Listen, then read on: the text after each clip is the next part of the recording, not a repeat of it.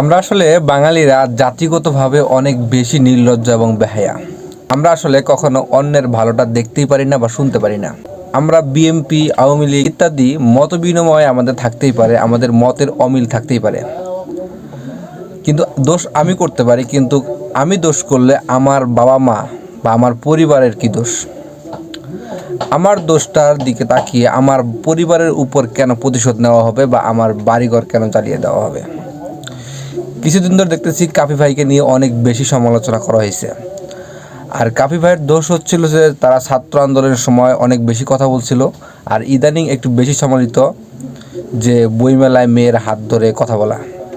আচ্ছা, মেয়ের হাত ধরে কথা বলা এই কাজটা কি কাফি ভাই শুধু একাই করছে, না আরও দুনিয়াতে অনেক মানুষ আছে যারা মেয়েদের হাত ধরে লুচ্চামি করে?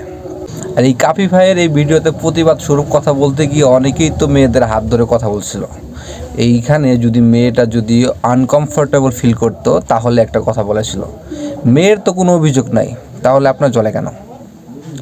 আপনার জ্বলবে কেন? আর সেই সূত্র ধরে একজন মানুষের নৈতিকতা থেকে, একজন মানুষের প্রতিবাদ স্বরূপ কথা থেকে এগুলোর সূত্র ধরে তার বাড়ি ঘর জ্বালিয়ে দেওয়া, এটা কোন ধরনের কথা?